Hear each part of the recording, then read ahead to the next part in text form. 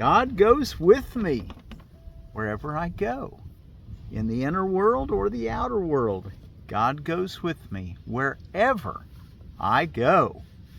Well, thank you so much for joining me today in studying A Course in Miracles. We're ready for Lesson 41 out of A Course in Miracles. We're reading from the Foundation for Inner Peace version this year. And we're ready for, here on Lesson 41 for Monday, February the 10th of 2025.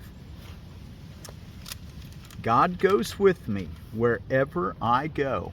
And I'm Forgiveness Willie, teaching forgiveness from the Ozarks, here at my home place in my little bamboo patch at the north end of my property, kind of a little bit protected from the wind.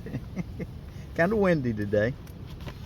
Today's idea will eventually overcome completely the sense of loneliness and abandonment all the separated ones experience. Depression is an inevitable consequence of separation. So are anxiety, worry, a deep sense of helplessness, misery, suffering, and intense fear of loss. The separated ones have invented many cures. The separated ones have invented many cures for what they believe to be the, in quotes, ills of the world. But the one thing they do not do is to question the reality of the problem. Yet its effects cannot be cured because the problem is not real. The idea for today has the power to end all this foolishness forever. And foolishness it is, despite the serious and tragic forms it may take. Deep within you is everything that is perfect, ready to radiate through you and out into the world. Deep within you is everything that is perfect, ready to radiate through you and out into the world. It will cure all sorrow and pain and fear and loss, because it will heal the mind that thought these things were real and suffered out of its allegiance to them. You can never be deprived of your perfect holiness, because its source goes with you wherever you go. You can never be deprived of your perfect holiness, because its source goes with you wherever you go. You can never suffer, because the source of all joy goes with you wherever you go. You can never be alone, because the source of all life goes with you wherever you go. Nothing can destroy your peace of mind, because God goes with you wherever you go. Your source, God, goes with you wherever you go. We understand that you do not believe all this. How could you when the truth is hidden deep within, under a heavy cloud of insane thoughts, dense and obscuring, yet representing all you see? Today we will make our first real attempt to get past this dark and heavy cloud and go through it to the light beyond. Now he's going to teach us a really wonderful meditation that we're going to learn increasingly well. And this can truly be called a meditation, even to you mystics of the East that are really proficient in meditation. And I wanted to mention that last paragraph where he repeated several times that you can never be deprived of perfect holiness because its source goes with you wherever you go. You can never suffer because the source of all joy goes with you wherever you go. You can never be alone because the source of all life goes with you wherever you go. Nothing can destroy your peace of mind because God goes with you wherever you go. You know, that reminds me of a Psalm 139 and verse 8 where he says, the psalmist, I expect it was David the psalmist that said this, "Though I ascend into heaven, thou art there. And though I make my bed in hell, thou art there." Isn't that a nice thing to know? No matter where you go, even if it's the illusion or no matter where it is, inner or outer world, God is there. Call upon him and ask him for help. If you find that you're not feeling joy, you can do our lesson we learned yesterday. Ask for help. And know the Holy Spirit will respond to your slightest request. Okay, we understand that you do not believe all this, that God is with you wherever you go. How could you when the truth is hidden deep within under a heavy cloud of insane thoughts, dense and obscuring, yet representing all you see? Today we will make our first real attempt to get past this dark and heavy cloud and go through it to the light beyond. And now he's going to explain how. There will be only one long practice period today. In the morning, as soon as you get up, if possible, sit quietly for some 3 to 5 minutes with your eyes closed. He's only asking you to do this for 3 to 5 minutes, but just once. But look what he wants you to do. At the beginning of the practice period, repeat today's idea very slowly. God goes with me wherever I go. Then make no effort to think of anything. Make an effort to think of not to think of anything. At the beginning of the practice period, repeat today's idea very slowly. Then make no effort to think of anything.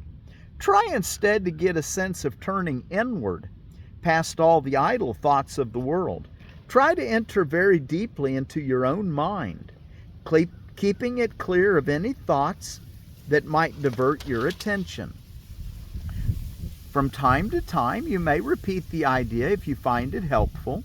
God goes with me wherever I go. But most of all, try to sink down and inward, away from the world and all the foolish thoughts of the world. You're trying to reach past all these things.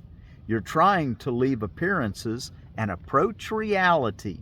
It is quite possible to reach God. In fact, it is very easy because it is the most natural thing in the world. You might even say it is the only natural thing in the world. The way will open if you believe that it is possible. This exercise can bring very startling results even the first time it is attempted, and sooner or later it is always successful.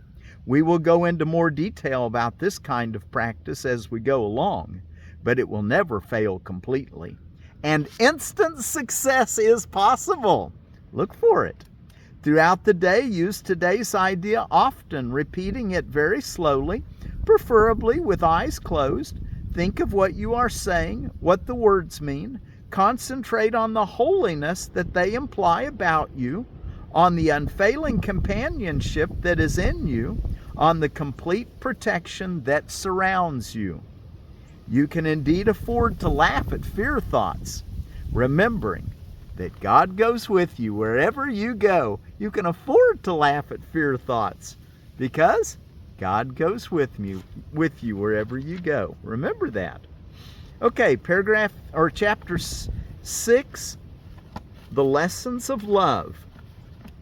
Introduction. And this is in chapter 6 in the text. The relationship of anger to attack is obvious, but the relationship of anger to fear is not always so apparent. Anger always involves projection of separation, which must ultimately be accepted as one's own responsibility rather than being blamed on others. Anger, don't be blaming anybody. Look at your own choices and what you've decided. Anger cannot occur unless you believe that you have been attacked, that your attack is justified in return, and that you are in no way responsible for it. Given these three wholly irrational premises, those are irrational premises, that you have been attacked, that your attack is justified in return, and that you are in no way responsible for it. Given these wholly irrational premises, the equally irrational conclusion that a brother is worthy of attack rather than of love must follow. What can be expected from insane premises except an insane conclusion? The way to undo an insane conclusion is to consider the sanity of the premises on which it rests. You cannot be attacked. Attack has no foundation, and you are responsible for what you believe. Paragraph 2. You have been asked to take me as your model for learning. What would Jesus do? WWJD? What would love do? What would Jesus do? You've been asked to take me as your model for learning, since an extreme example is a particularly helpful learning device. Everyone teaches and teaches all the time. This is a responsibility you inevitably assume the moment you accept any premise at all. And no one can organize his life without some thought system. Once you have developed a thought system of any kind, you live by it and teach it. Your capacity for allegiance to a thought system may be misplaced, but it is still a form of faith and can be redirected. Section 1. We're going to read about half of this section 1, the message of the crucifixion. For learning purposes, let us consider the crucifixion again. I did not dwell on it before because of the fearful connotations you may associate with it. The only emphasis laid upon it so far has been that it was not a form of punishment. Nothing, however, can be explained in negative terms only. There is a positive interpretation of the crucifixion that is wholly devoid of fear, and therefore wholly benign in what it teaches, if it is properly understood. The crucifixion is nothing more than an extreme example. Its value, like the value of any teaching device, lies solely in the kind of learning it facilitates. It can be and has been misunderstood. This is only because the fearful are apt to proceed fearfully. I've already told you that you can always call on me to share my decision and thus make it stronger. I have also told you that the crucifixion was the last useless journey the sonship need take, and that it represents release from fear to anyone who understands it. While I emphasized only the resurrection before, the purpose of the crucifixion and how it actually led to the resurrection was not clarified then. Nevertheless, it has a definite contribution to make to your own life, and if you will consider it without fear, it will help you understand your own role as a teacher. Paragraph 3. You have probably reacted for years as if you were being crucified. This is a marked tendency of the separated, who always refuse to consider what they have done to themselves. Projection means anger. Anger fosters assault, and assault promotes fear. The real meaning of the crucifixion lies in the apparent intensity of the assault of some of the sons of God upon another. This, of course, is impossible and must be fully understood as impossible. Otherwise, I cannot serve as a model for learning. We understand that? Let's read that paragraph again. You have probably reacted for years as if you were being crucified. This is a marked tendency of the separated who always refuse to consider what they have done to themselves, taking up your own responsibility. Projection means anger. Projection means anger. Anger fosters assault. Assault promotes fear. When you attack someone now and you assault someone, now you're afraid that they might do back to you. The real meaning of the crucifixion lies in the apparent intensity of the assault of some of the sons of God upon another. This, of course, is impossible and must be fully understood as impossible. Otherwise, I cannot serve as a model for learning. You can't be assaulted. Assault can ultimately be made only on the body. And remember, you're not a body. That's your learning device. That's your tool for learning in this world. It's not you. Assault can ultimately be made only on the body. There is little doubt that one body can assault another and can even destroy it. Yet if destruction itself is impossible, anything that is destructible cannot be real. Its destruction, therefore, does not justify anger. To the extent to which you believe that it does, You are accepting false premises and teaching them to others. Isn't that a nice way to look at it? Let's look at it again. If destruction itself is impossible, anything that is destructible cannot be real. Its destruction, therefore, does not justify anger. The destruction of the body doesn't justify anger. To the extent to which you believe that it does, you are accepting false premises and teaching them to others.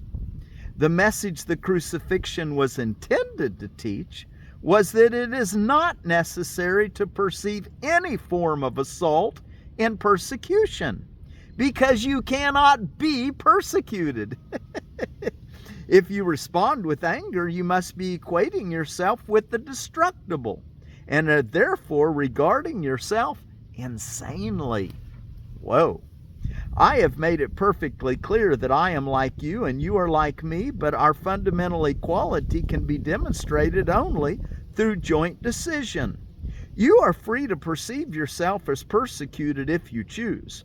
When you do choose to react that way, however, you might remember that I was persecuted as the world judges and did not share this evaluation for myself. And because I did not share it, I did not strengthen it.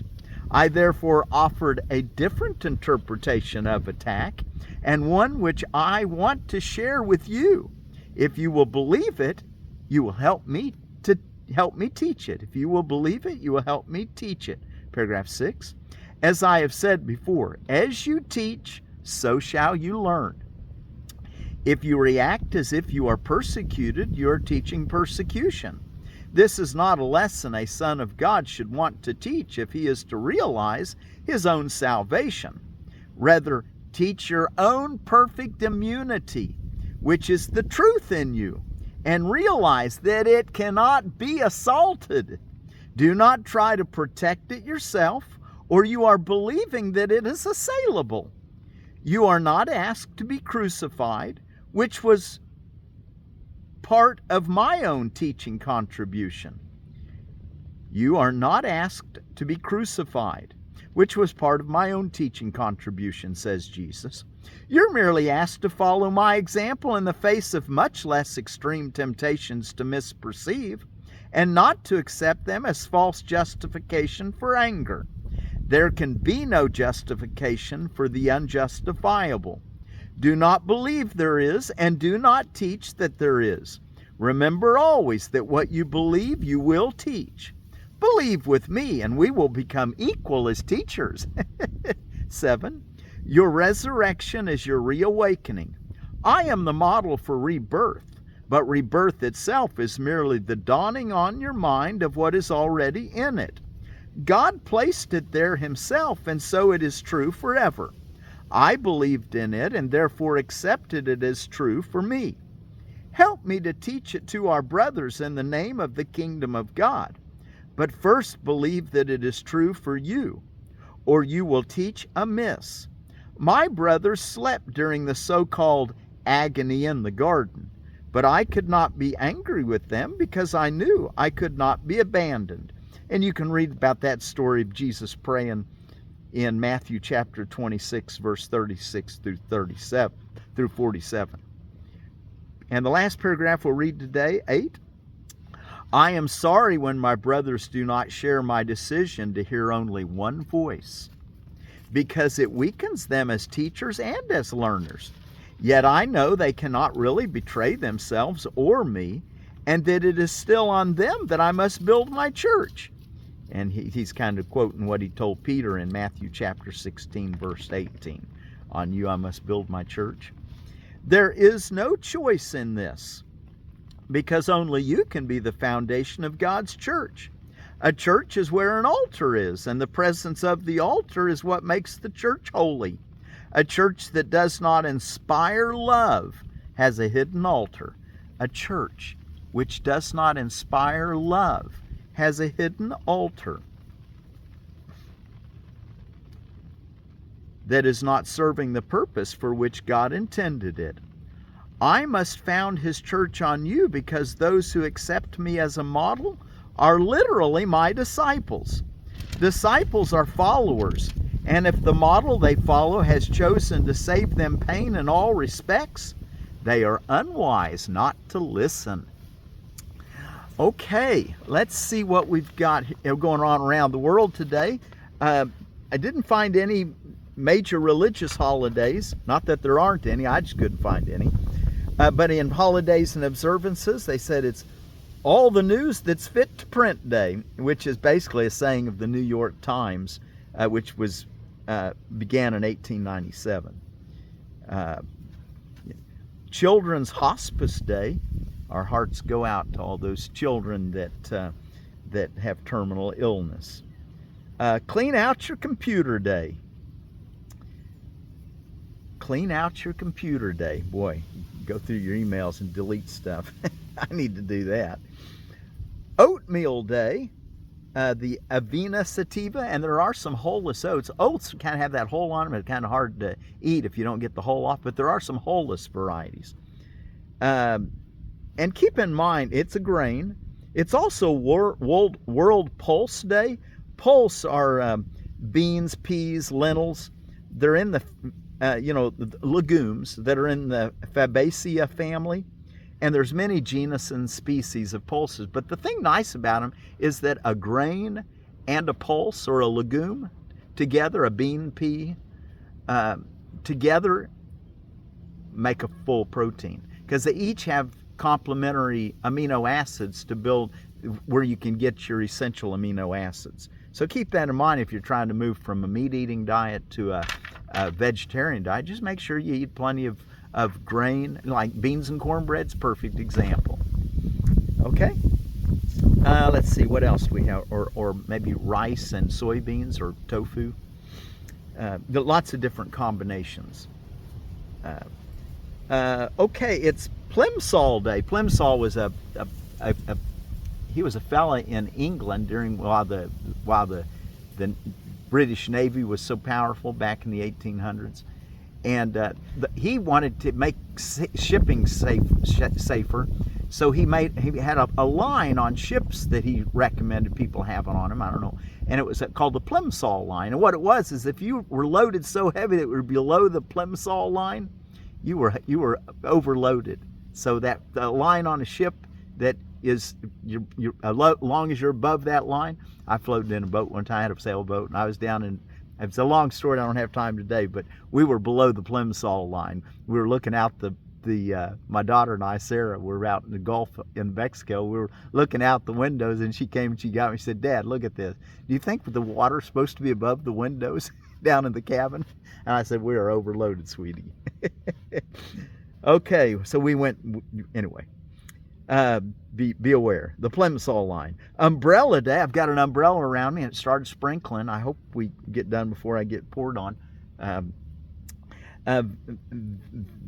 Valentismus, which is a stress-free day for families and friends to gather together and celebrate their love for each other. Valentismus Day. Never had heard of it. And then out of edible landscaping, we've got the, I didn't tell you yesterday, I ran out of time. Actually, I kind of forgot to read it. But we got Legacy Blueberry. Legacy grows 4 to 6 feet tall with foliage that stays evergreen in mild northwestern winters like Oregon and Washington State. In colder winter areas, leaves turn red in the fall and shed during winter. Legacy grows well in the mid-Atlantic states, including New Jersey and North Carolina and Georgia. Ripens early mid-season. Production is high. Sweet berries are light blue and medium large. Has rated highest in flavor trials with superior flavor and sweetness. Good landscape plant. Crimson fall color, heat and drought tolerant. Space 4 to 6 foot circles. Zones 5 through 8. And I think we've got just enough time before we close. You can do one of your longer meditation after we close. I'll get you started with the song, but let's look at what we're going to do in our meditation. Okay, in paragraph 6 of our lesson, God goes with me wherever I go. There will be only one long practice period today in the morning. As soon as you get up, if possible, sit quietly for some 3 to 5 minutes with your eyes closed. At the beginning of the practice period, repeat today's idea very slowly, then make no effort to think of anything. Try instead to get a sense of turning inward past all the idle thoughts of the world. Try to enter very deeply into your own mind, keeping it clear of any thoughts that might divert your attention. From time to time, you may repeat the idea if you find it helpful. God goes with me wherever I go. But most of all, try to sink down and inward, away from the world and all the foolish thoughts of the world. You're trying to reach past all these things. You're trying to leave appearances and approach reality. It is quite possible to reach God. In fact, it is very easy because it is the most natural thing in the world. You might even say it is the only natural thing in the world. The way will open if you believe that it is possible. This exercise can bring very startling results the first time it is attempted, and sooner or later it is always successful. We will go into more detail about this kind of practice as we go along, but it will never fail completely, and instant success is possible. And then throughout the day, tell yourself often today, God goes with me wherever I go.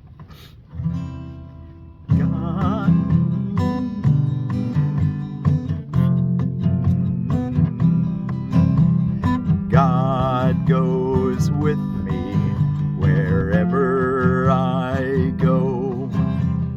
God goes with me wherever I go. Though I ascend up to heaven, thou art there. Though I make my bed in hell, behold, thou art there. Through hell or high water, thou art there. Through the darkness of the night, thou art there. God goes with me wherever I go. God goes with me wherever I go. God goes with me wherever I go. And our word for peace is from the Iberian Peninsula of Spain, and it's the Basque people, also known as the Euskera people. I'm not sure I'm pronouncing that right, but their word for peace is Bakea. Bakea. Bakea be with you. So be sure to do your 5-minute practice. You might do it right as we close. I encourage you to do a little practice period right after we close these lessons. So you could do your 5 minutes right now. We'll close. God is with me wherever I go. God goes with me wherever I go. Go inside. God goes with me wherever I go. Bakea. God goes with me wherever I go. Bakea.